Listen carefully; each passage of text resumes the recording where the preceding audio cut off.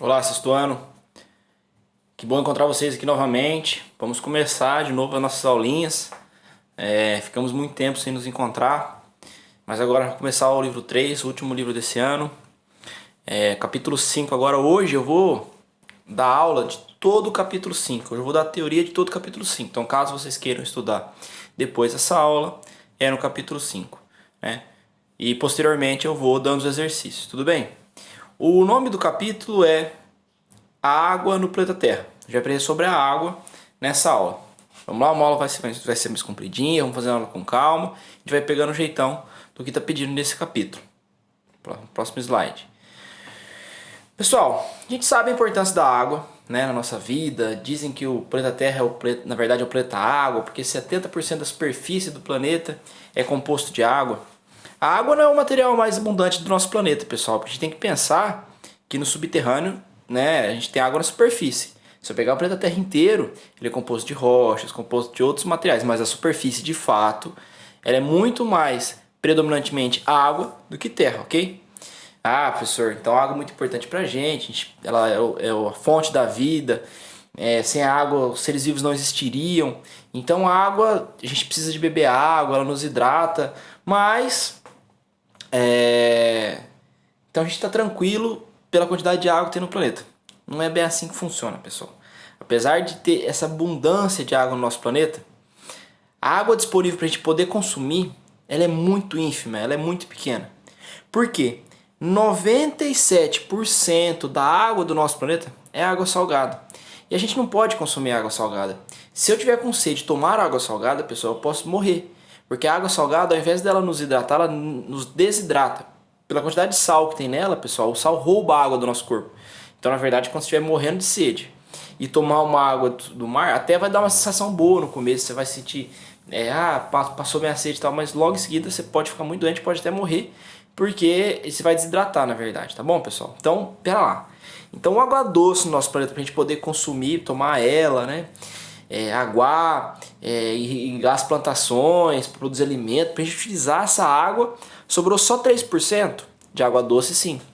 Mas desses 3%, pessoal, 2% dessa água aqui, ela é água em forma de calotas polares, é água congelada que estão nos polos, tá? Ah, professor, mas tranquilo, então eu vou lá, busco eu vou lá no Polo Sul, busco esses gelos e trago aqui para o Brasil e consumo essa água. Que jeito, pessoal, né?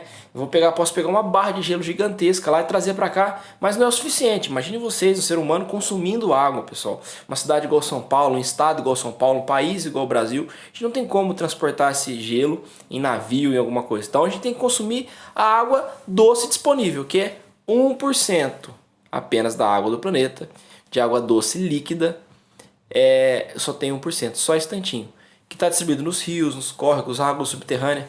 Mas desse 1%, pessoal, a maioria dessa água é água subterrânea, difícil acesso pra gente. As águas nos rios, nos lagos é uma quantidade muito pequena. É óbvio que é uma quantidade suficiente para os seres humanos? Mas pensem vocês, né, que a disponibilidade de água não é tão fácil quanto parece, ok? Quanto a gente visualiza. E aí quando você para pensar, né, a gente pensa na poluição, né, que a gente está poluindo as águas, a gente tem muito pouco que a gente está poluindo.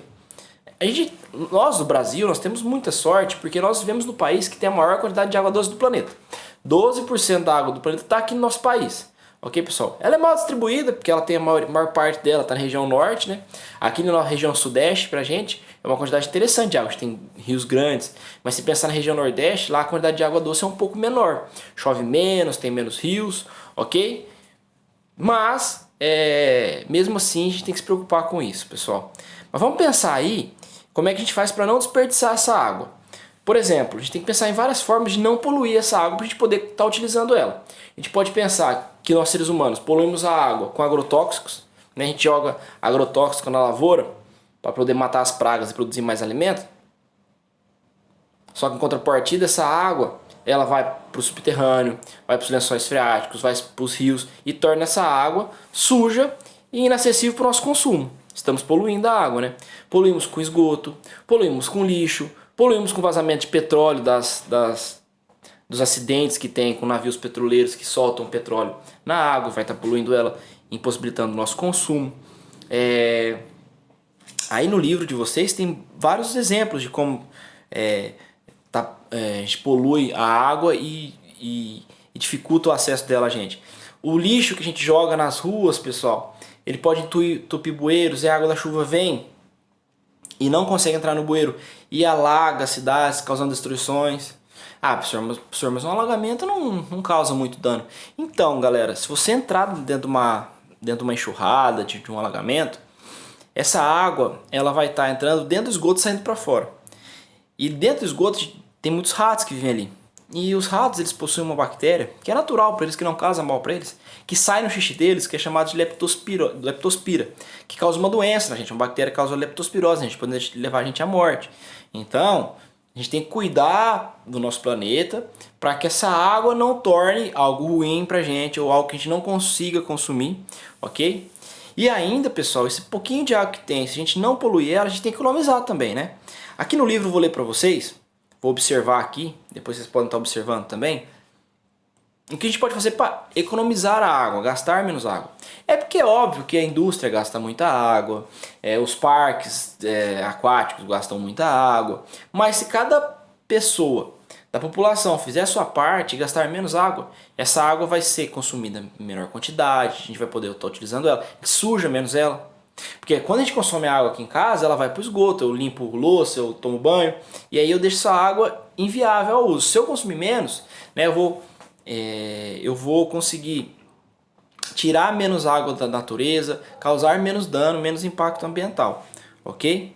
E é importante que essa água do esgoto ela passe por uma estação de tratamento de esgoto para que ela possa voltar à natureza e o resto do planeta consiga usar ela, não só nós seres humanos, animais, as plantas, produção de alimento e por aí vai, né, pessoal? Mas vamos focar aqui em coisas que a gente pode fazer para diminuir o desperdício de água.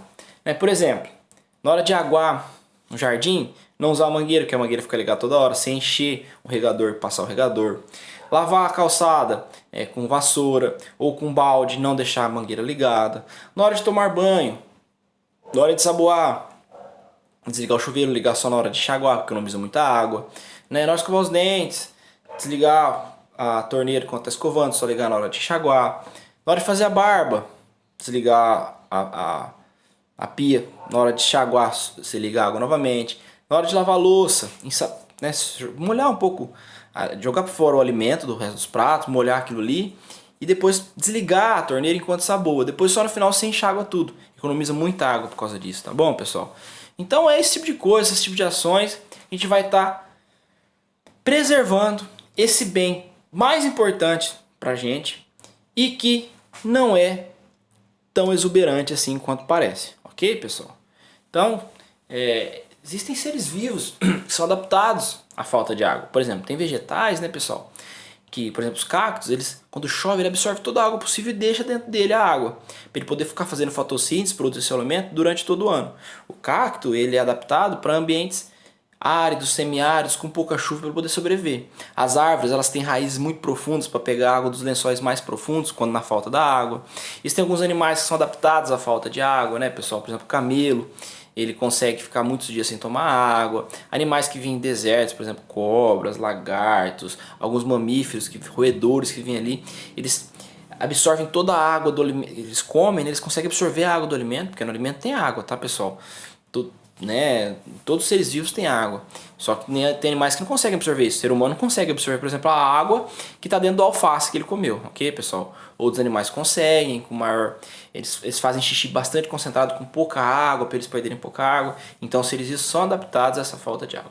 Tá bom, pessoal? Espero que a gente tenha batido um papo aqui interessante sobre a quantidade de água que existe e como a gente tem que preservar ela, porque ela é muito importante, a quantidade que ela existe não é tão grande assim, ok? Vamos passar para os próximos slides e ver o que a gente está falando aí. Eu estava dizendo para vocês que o Brasil é o país que tem a maior quantidade de água do planeta, não é? Devido às grandes bacias hidrográficas, como a Amazônica, né, o Pantanal, mas além dos rios, pessoal, existem as águas subterrâneas, que são os lençóis freáticos.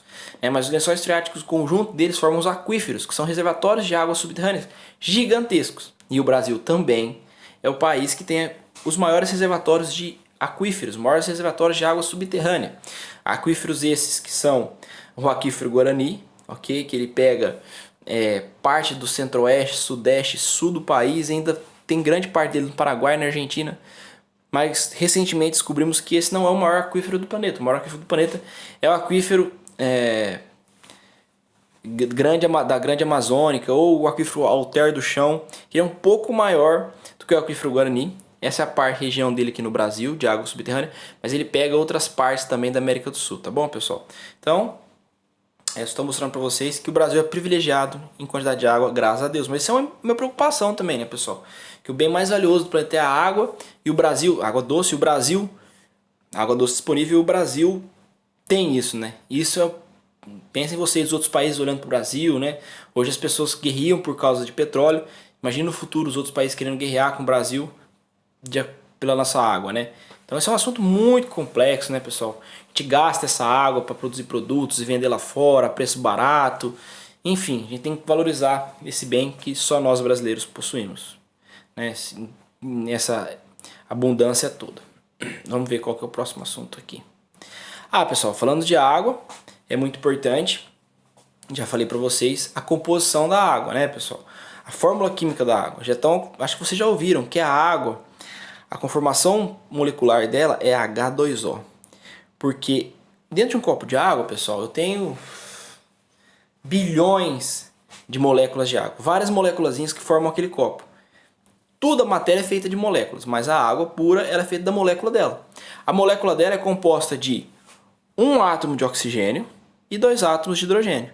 Ou seja, a água é chamada de H2O. Ô louco, professor, água, oxigênio, que é isso? Oxigênio não é que a gente respira, né? O ar? Não, calma, pessoal. No ar, eu tenho vários tipos de gases. Um dos gases do ar, um que nós respiramos, que é muito importante pra gente, é o O2, né? Que é o gás oxigênio.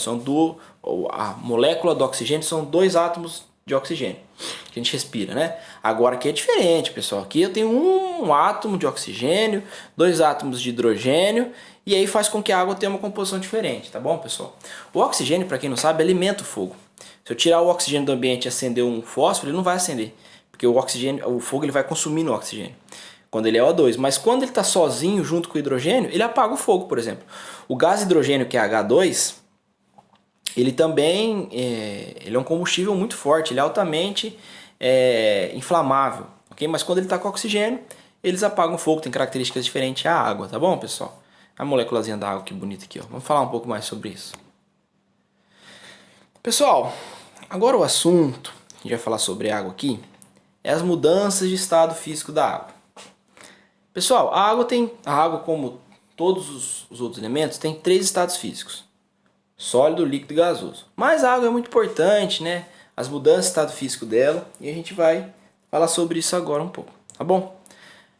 Quando a água está num ambiente que é muito gelado, que está abaixo de 0 graus, as suas moléculas elas têm pouca energia, porque o calor dá energia para as moléculas da água. Então, quando ela está com pouca temperatura e pouca energia, ela movimenta menos. E ao se movimentar menos, as moléculas ficam juntas, solidificando esse material, formando o gelo, que é a água sólida, pessoal.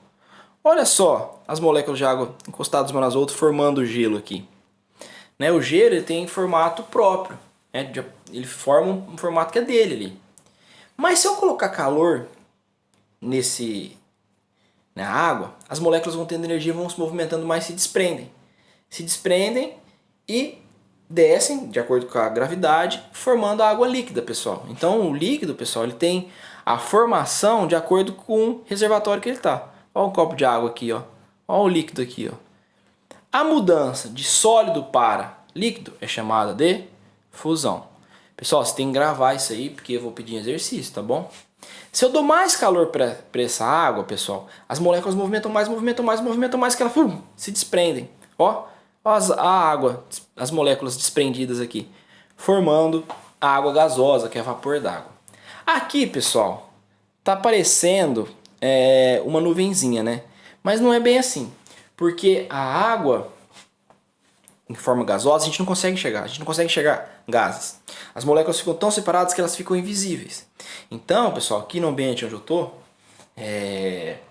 tem vários vapores d'água aqui, só que eu não consigo enxergar. A nuvem, na verdade, ela tá em estado líquido, tá bom? Saibam disso. Nuvem não é estado gasoso, porque eu tô enxergando a nuvem.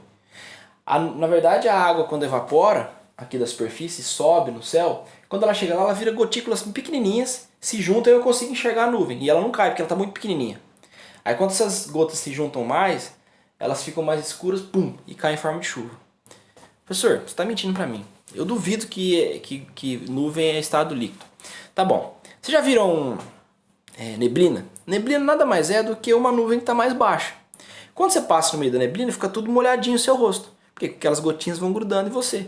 Você passar no meio de uma nuvem, aquilo vai grudar também, vai bater no seu rosto. Então aquilo é estado líquido, tá bom, pessoal? Então estado gasoso, eu não consigo enxergar. Vapor d'água é um gás que está na atmosfera junto com o oxigênio, junto com o hidrogênio, junto com o nitrogênio, tá bom? Mas não consigo enxergar, mas a gente sabe que existe. Pessoal, a transformação do líquido para o gasoso, chamada de vaporização, pois virou vapor d'água. Né? E ao contrário, acontece a mesma coisa.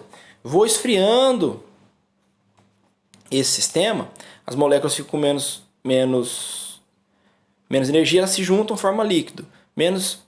Menos temperatura, volta para o sólido. Né? Do gasoso para o líquido, chamado de liquefação ou condensação. Né? O leite condensado, pessoal, eles pegam o leite, esquentam ele tanto que fica tão quente que o leite vira vapor. Depois ele esfria, vira líquido novamente e fica aquela densidade do leite condensado. Por isso que é o nome, leite condensado. Ou liquefação, e do líquido para o sólido, solidificação. Fácil, né, pessoal?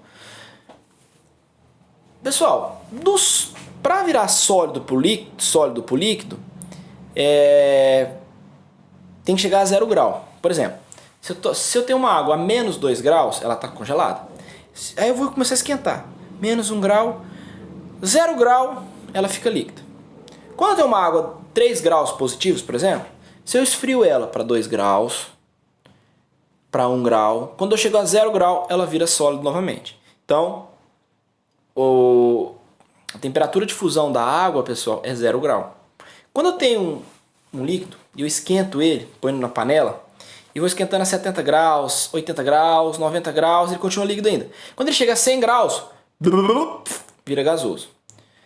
Um vapor d'água está a 100 graus, quando ele vem para está a 101 graus. Quando ele vem para 100 graus, ele volta a ser líquido novamente. Tá bom, pessoal? Mas o que influencia isso também, pessoal, é a pressão atmosférica em cima desse líquido. O ponto de fusão da água é 0 graus em 1 atm, em 1 atmosfera de pressão. 1 atmosfera de pressão no nível do mar, tá bom? E o ponto de vaporização da água, ou ebulição da água, que a gente pode dizer também, é 100 graus no nível do mar, quando tem 1 atm. Quando a pressão... Pensa comigo, pessoal. Eu estou dando calor para essas moléculas. Mas se a pressão aqui for muito grande, eu consigo segurar mais tempo elas juntas. Elas conseguem se movimentar menos. Então, pessoal, aqui em Orindiúva, Paulo de Faria, como a gente não está no nível do mar e a pressão atmosférica é um pouco menor, lá por 98, 99 graus, o líquido já vira gasoso. Tá bom, pessoal? Porque a pressão aqui é menor. Tem menos, né, ar na nossa cabeça do que tem quem está lá na praia. Ok, pessoal? Isso influencia também. Mas a água ela tem uma característica diferente dos outros materiais. Por exemplo, se você pegar aí na sua casa, você vai na pia assim e joga um copo de água em cima da pia. A parte da pedra da pia aí. Você deixa lá, mas hoje a temperatura está 25 graus, 30 graus no dia. Se você sair de lá, você voltar depois de 1 hora, aquela água evaporou. Ah, professor, mas essa água entrou a 100 graus? A água ela tem uma característica diferente. A água ela tem a capacidade, ela gosta de evaporar. Se eu tiver um copo d'água, água líquida, mesmo que não tiver a 100 graus, essas moléculas elas vão se movimentando e elas vão se desprendendo aos poucos. Então a água ela gosta de virar gás, tá bom? Ela sai do estado líquido para o gasoso, de forma natural. É óbvio que quanto mais quente, mais ela vai evaporar. Por isso quando você coloca uma roupa no varal, ela vai secar, aquela água vai virar vapor. Se tiver um dia quente, ela vai evaporar mais ainda, que as moléculas vão se desprender mais rápido ainda. E o vento, pessoal, ajuda a água a evaporar mais ainda. Por exemplo, se a água estiver paradinha aqui, mas estiver batendo um vento aqui, ó, ele desprende as moléculas líquidas e transforma ela em gasosa. Por isso que no dia de ventania, a roupa seca mais rápido também. Nossa, pessoal, professor, quanta informação interessante só nesse slide. É bem interessante, né, pessoal? O gelo ele tem o estado sólido, ele tem formato próprio. o líquido tem de acordo com o reservatório que ele está e o gasoso também. Porque o gasoso, pessoal, não tem formato nenhum, né? Se eu pegar e jogar 1 litro de vapor d'água no meu estúdio aqui, fechado sem nada dentro, vácuo, ele vai ocupar todos os ambientes. Se eu for diminuindo esse estúdio, ele vai ocupando aquele espaço menor. E por aí vai. Tá bom, pessoal? Então, mas guarde esses nomes, viu? Sólido para o líquido fusão, líquido para o gasoso vaporização ou ebulição, do gasoso para o líquido liquefação ou condensação, do líquido para o sólido solidificação. Que eu vou cobrar em exercício isso. Então vamos passar para o próximo assunto, ver o que a gente vai ver aí, pessoal. Pessoal, já aprendi agora sobre o ciclo hidrológico da água, como que a água se comporta no nosso planeta. Vamos lá. Pessoal, você sabe qual que é o maior reservatório de água do planeta? Ah, professor, se for que é água salgada, então são os oceanos. Muito bem. Então a água do oceano, pessoal, ela está sempre evaporando, porque a água, uma característica dela é evaporar. Mesmo se tiver frio no oceano, ela vai evaporar. Se tiver calor, vai evaporar mais. Então a água que sai do oceano e vai para a atmosfera é um processo chamado de evaporação. Essa água, esse ar úmido, essa água vai para dentro do continente e aqui ela cai em forma de chuva, precipitação. Mas não é toda essa umidade que cai em forma de chuva. Parte dela continua entrando para dentro do continente. E aqui no continente, pessoal, tem água que evapora. Esse processo é chamado de evapotranspiração. Por quê? Porque não é só a água que está evaporando. É o animal que está transpirando. É a planta que faz transpiração também. É a poça d'água, é o rio, é a água que está evaporando. Então, a umidade que veio do oceano mais a umidade que veio do... umidade do oceano mais a umidade do continente. Se junta bastante água, continua entrando para dentro do continente. E aí, aqui sim, ela vai cair em forma de chuva e toda essa umidade vai cair no continente. Essa água que cai em forma de chuva, pessoal, ela vai entrar dentro do terreno, ela vai para os rios, ela vai para as represas para os animais tomarem, ela é absorvida pelas plantas, ela entra nos lençóis freáticos, esses lençóis freáticos vão desaguar nos rios. E, pessoal, eu já expliquei para vocês que todos os rios, eles desaguam no oceano. Tá bom? Vou falar mais uma vez. O Rio Grande que passa aqui na nossa região, ele está correndo, ele nasce no leste do estado, regiões bem altas ali da Serra do Mar. E ele vem passando para cá, ele vai se mover. O rio ele corre para o local mais baixo no relevo, porque a gravidade incide nele, ele vai indo para regiões mais baixas. Então ele está indo. Esse rio, ele vai encontrar o rio Paranapanema. Depois esse rio Paranapanema vai entrando vários rios, ele vira o rio Paraná, que é um rio muito grande. Ele vai passar pelo Pantanal, vai entrar no Paraguai, e vai virar o rio Paraguai. Esse rio vai recebendo afluentes e aí ele vai sair. O rio Paraguai ele vai sair, pessoal, lá entre Buenos Aires e Montevidéu, entre a Argentina e o Uruguai, tá bom? E vai desaguar no oceano. Todos os rios desaguam no oceano. Então essa água vai voltar para o oceano e vai evaporar novamente e voltar para o continente. Tá vendo, pessoal? Então é assim que é o ciclo da água. Ela fica rodando e trazendo água para a gente aqui no continente. Ué, professor, mas você tá falando que a água do mar vai cair em forma de chuva, cara? Você tá louco? Mas essa água é salgada? Calma, pessoal. Quando ocorre a evaporação, é só evaporar a água. Os sais ficam aqui no mar, tá bom? Então a água vem docinha pra gente aqui, sem sal nenhum, e cai em forma de chuva, beleza? O que eu ia falar? Acho que eu esqueci. Tá bom, pessoal? Mas é isso, galera. Acho que era só isso mesmo que eu ia falar pra vocês. Então não fiquem preocupados. É assim que é o ciclo da água pra gente. Essa água se renovando e vindo pra gente toda hora, tá bom? Então a gente depende do oceano. É óbvio que a quantidade de água absurda que evapora aqui no oceano, tem parte dela que cai em forma de chuva, tá? Tanto que você vê em filmes de pirata, sempre tem tempestade em alto mar, né? Por quê? Porque essa água evapora e já cai ali mesmo, mas parte dela vem pro continente, tá? E você aí que sempre vive, toda vez que eu vou pra praia chove. Pessoal, na praia chove demais, porque tá vindo muita umidade do oceano e cai muita chuva aqui no litoral. Mas parte dela vem aqui pro continente e vem trazer a chuva pra gente aqui do interior, né? Isso junto com tudo que evapora do continente, tá bom? Vamos passar pro próximo assunto. Esse aqui é fácil, hein? Legal entender isso aqui, você tem que entender, hein? Pessoal, agora vamos falar um pouquinho sobre estação de tratamento de água. Porque eu falei pra vocês da água que chega nas nossas casas, essa água, ela tem que ser limpa. Porque pensa bem, a água do Rio Grande aqui, a gente não pode beber ela. A gente não pode consumir ela. Porque ela ela pode ter doença, que recebeu de algum esgoto, ela tem sujeiras, impurezas que podem fazer mal para nossa saúde, a gente tem que purificar ela. Então, por isso, aqui na nossa região tem a Sabesp, né? Que faz a purificação da água. Mas como é que ela purifica essa água pra gente? Se liga aqui. Aqui é uma fotinha de uma estação de tratamento de água, tá bom? E aqui é como ela funciona, tá bom? Então eu tenho um reservatório. Aí em Orindiúva eu não sei onde que a água é captada, acho que do Rio Grande, não sei. Aqui em Paulo de Faria tem um córrego, que é um córrego que tem muita água, chamado Córrego dos Patos, que inclusive deu o nome Paulo de Faria por muito tempo, né?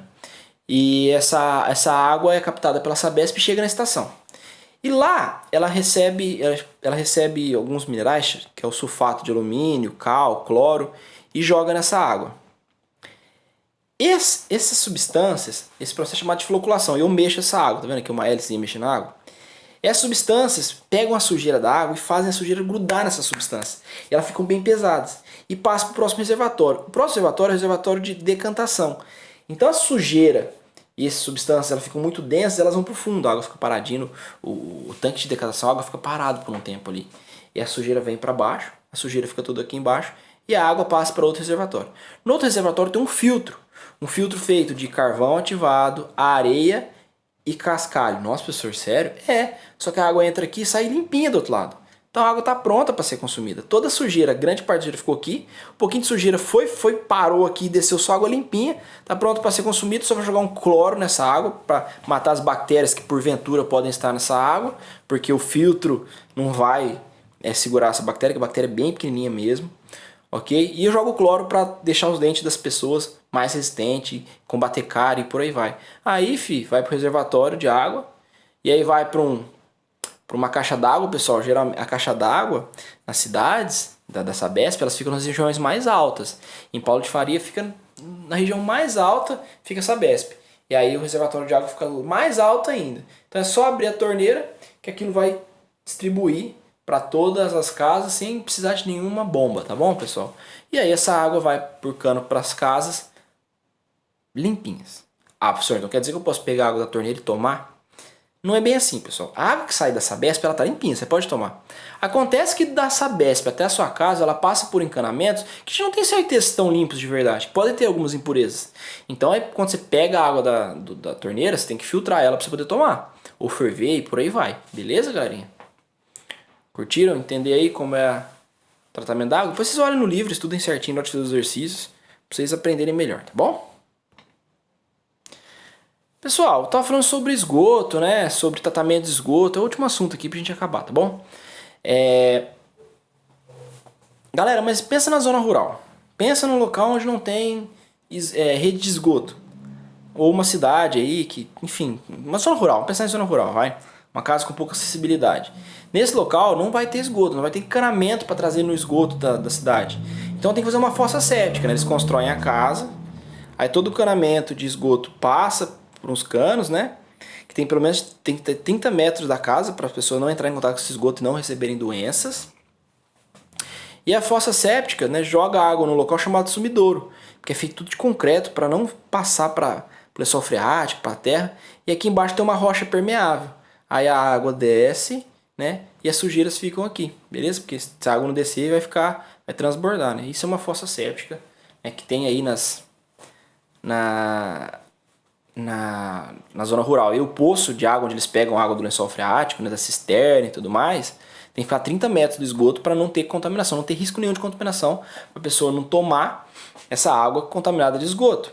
E a fossa ela tem que ficar a 30 metros mais para baixo, né, no relevo, do que o poço. Porque aí a água que passa aqui do lençol freático, na hora que a água passar aqui, ela pega essa sujeira e leva para outro local. Porque se isso que tivesse mais alto, o lençol freático passava, primeiro pegava a sujeira e a pessoa tomava. Então não pode, né, pessoal? Então é isso, galera. A aula foi bem comprida hoje, bem densa mesmo. Mas estudem o capítulo 5, tá? Para vocês entenderem melhor. São vários assuntos, aprendemos sobre água, aprendemos bastante hoje. É um assunto interessante. E logo eu passo meus exercícios para vocês. Fiquem com Deus, foi bom ter reencontrado vocês novamente. Abração.